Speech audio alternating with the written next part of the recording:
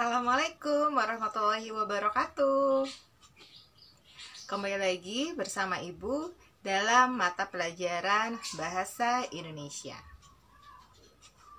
Seperti yang sudah Ibu sampaikan pada pertemuan yang sebelumnya, bahwa untuk materi pada hari ini kalian akan mempelajari materi tentang teks laporan percobaan. Kalian tentu pernah bukan melakukan sebuah percobaan, baik itu di rumah ataupun di sekolah.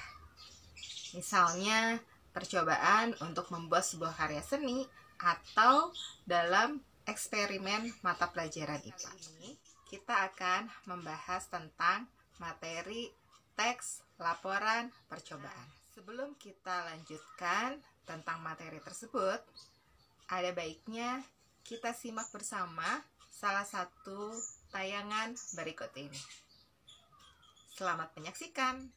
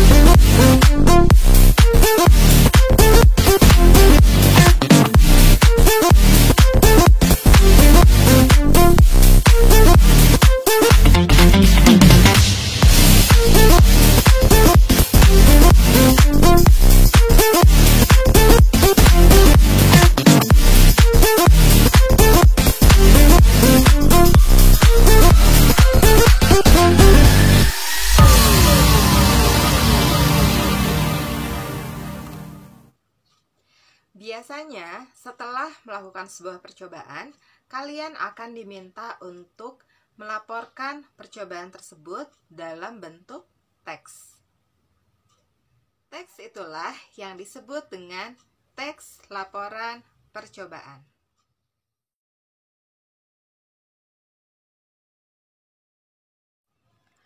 Apa itu teks laporan percobaan? Teks laporan percobaan adalah teks yang melaporkan hasil percobaan yang dilakukan oleh peneliti.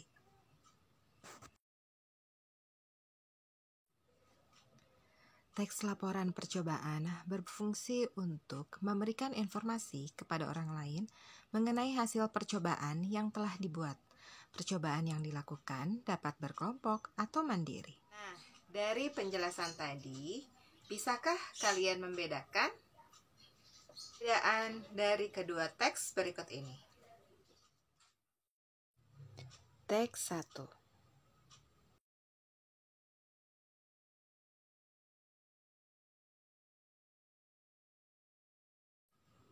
Teks 2.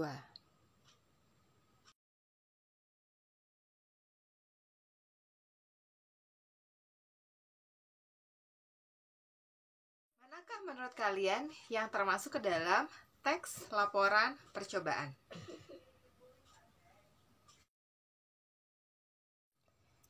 Ya, kalian benar. Teks 2 adalah contoh teks laporan percobaan. Karena teks tersebut berisi informasi yang lengkap bagaimana cara membuat sabun dari alat-alat dan bahan yang sederhana, lalu terdapat langkah-langkah kegiatan, hasil, serta kesimpulan dari percobaan yang sudah dilakukan tersebut.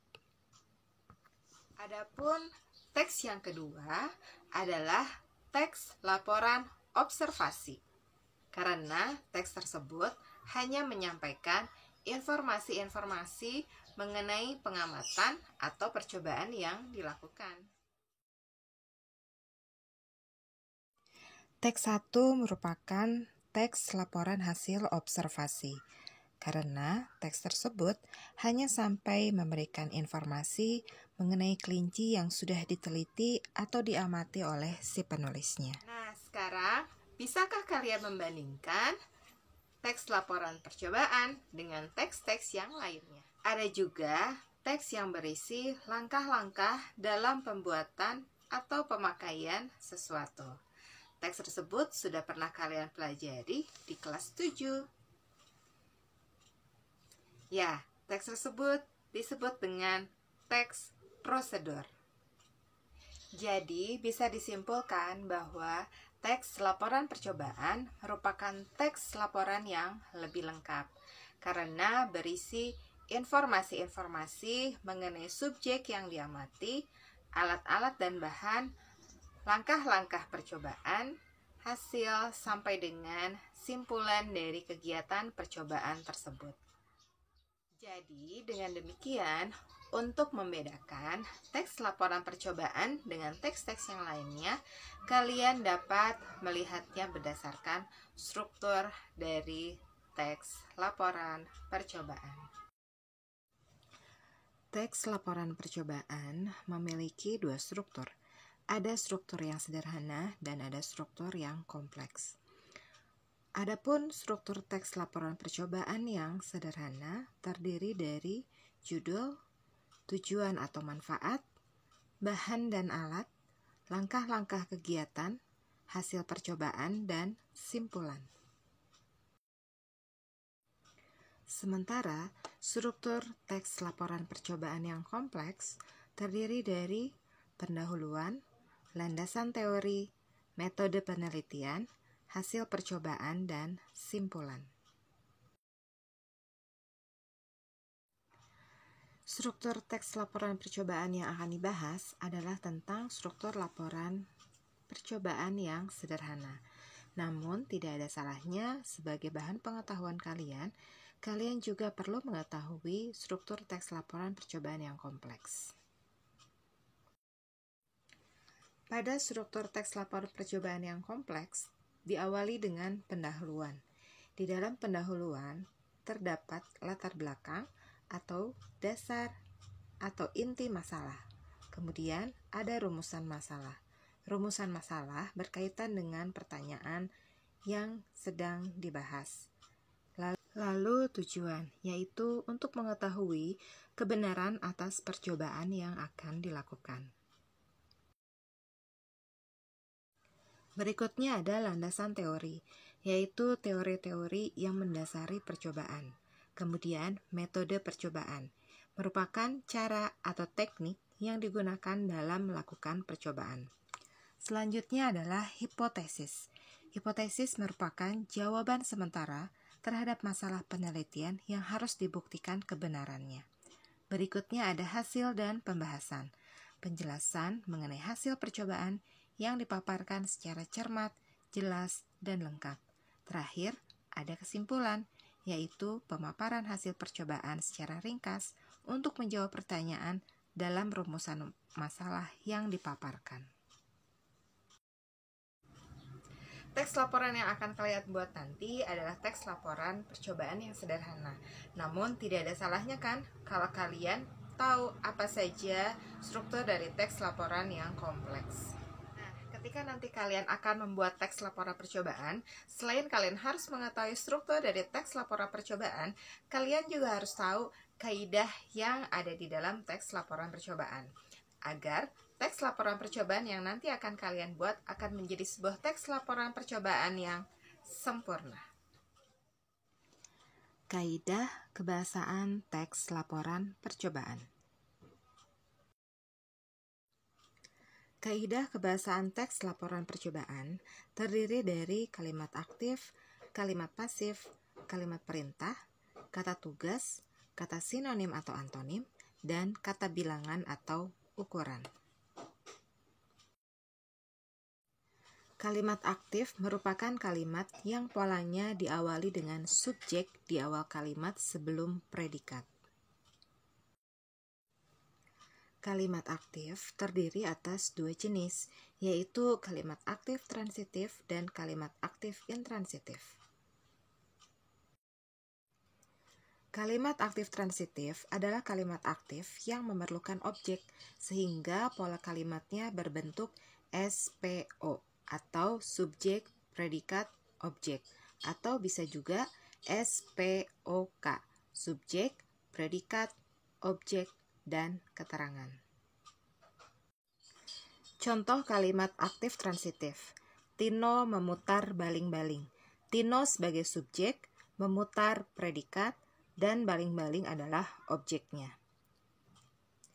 Kalimat aktif intransitif adalah kalimat aktif yang tidak memerlukan objek, sehingga pola kalimatnya berbentuk subjek, predikat, atau subjek, predikat, dan keterangan.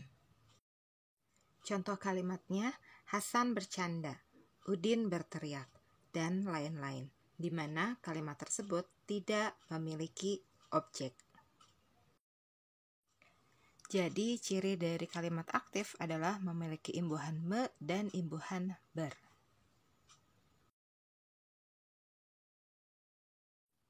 Berikutnya adalah kalimat pasif. Kalimat pasif merupakan kebalikan dari kalimat aktif. Pada kalimat pasif, subjek dikenai pekerjaan. Predikat dalam kalimat pasif menggunakan imbuhan di, ke, atau ter. Misalnya pada contoh kalimat, koruptor ditangkap polisi. Koruptor bertugas sebagai subjek, ditangkap predikat, dan polisi sebagai objek. Jadi, pada kalimat pasif memiliki ciri berimbuhan di, ke, atau ter pada predikatnya. Ciri kebahasaan yang lain adalah kalimat perintah. Kalimat perintah berupa ungkapan untuk meminta atau memerintah seseorang untuk mengerjakan sesuatu yang menjadi keinginan si penuturnya. Ciri dari kalimat perintah ini adalah menggunakan partikel lah, i, atau kan. Seperti contoh yang terdapat pada kalimat tersebut. Aduklah sampai semua larutan tercampur rata. Jangan lupa, pada kalimat perintah harus diakhiri dengan tanda baca seru. Jadi, ciri dari kalimat perintah menggunakan partikel lah, i, dan kan. Berikut ini merupakan contoh-contoh kalimat pada laporan teks percobaan. Yang pertama, Puput sedang menyiapkan bahan-bahan membuat tahu. Kalimat tersebut merupakan kalimat aktif transitif karena predikatnya menggunakan imbuhan me dan diakhiri dengan objek. Kalimat yang kedua merupakan kalimat pasif karena di dalam kalimat tersebut memerlukan imbuhan di, seperti pada contoh kalimat Bahan-bahan untuk membuat tahu sedang disiapkan Puput. Berikutnya merupakan contoh kalimat perintah, seperti pada kalimat lilitkan tali pada bambu yang sudah dipotong, dan kemudian bentuklah adonan sesuai keinginan. Nah, itulah tadi materi mengenai teks laporan percobaan yang sudah Ibu sampaikan. Jika ada yang masih belum paham, silakan dibuka-buka lagi materinya sehingga kalian bisa memahami dengan baik materi dari teks laporan percobaan, sehingga nanti kalian bisa membuat sendiri teks laporan percobaannya. Kalian kerjakan tugasnya yang sudah Ibu siapkan di LKPD yang sudah Ibu kirimkan di classroom kalian masing-masing. Selamat mengerjakan. Berikut ini adalah tugas pertama yang harus kalian kerjakan ya. Tugasnya adalah tentukan struktur dan kaidah kebahasaan dari teks laporan hasil percobaan yang berjudul Membuat Pendingin Sederhana. Caranya adalah upload foto hasil analisis penentuan struktur dan kaidah kebahasaan dari teks tersebut pada LKPD yang telah disediakan. Silakan cek di Google Classroom-nya ya. Oke, selamat mengerjakan.